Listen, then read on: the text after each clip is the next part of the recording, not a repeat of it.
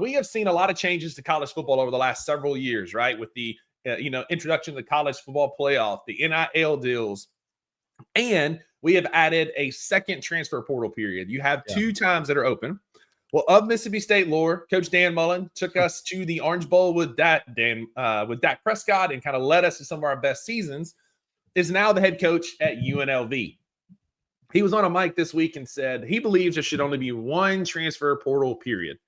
He said, get rid of this spring transfer portal in January. This is your team for the rest of the year until the December transfer portal opens.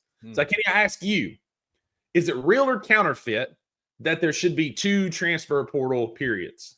I'm going to turn this back around on you for 1 second. Dan Mullen of Mississippi State lore, your home school.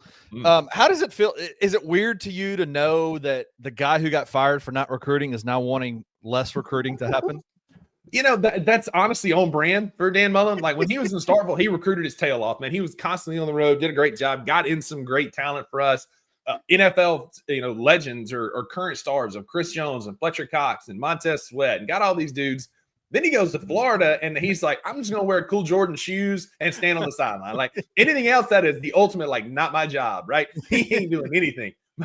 He just said, I'm just going to show up, collect a paycheck.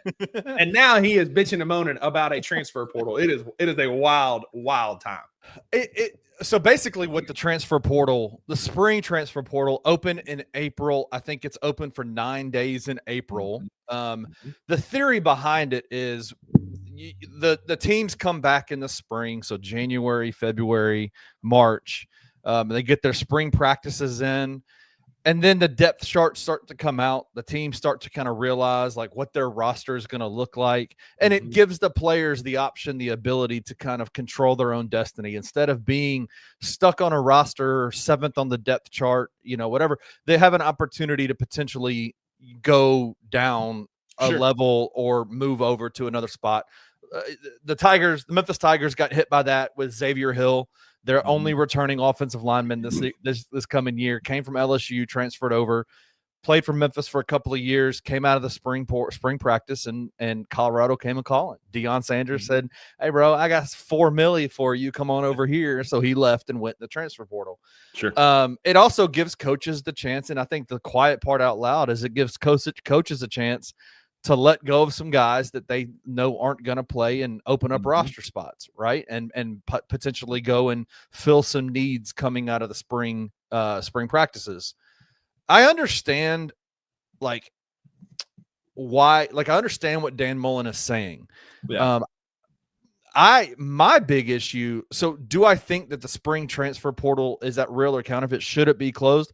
I kind of like it. I think I do kind of like it because it does give power to the players a little bit more to be able to control their own narrative, control their own story.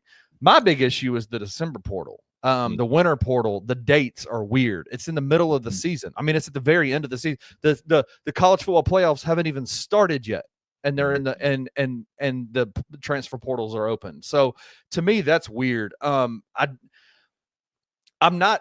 don't think the spring transfer portal is a bad thing because I do think it gives more power to the players.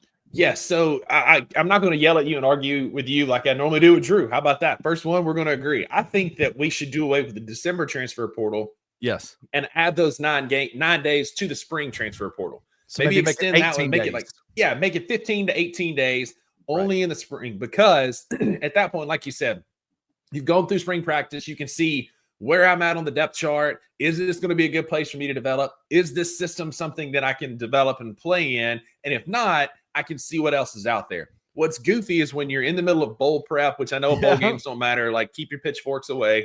But you're in the middle of bowl prep or playoff prep, and then all of a sudden you got guys bailing and bouncing out. You already got guys sitting out of bowl games because they're looking towards their NFL careers, which again is a different conversation.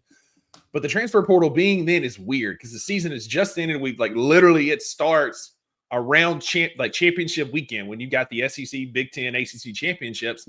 It starts right after that. And so that can create some kooky things. Look, I'm all about the players getting paid and having power because coaches can leave during different times.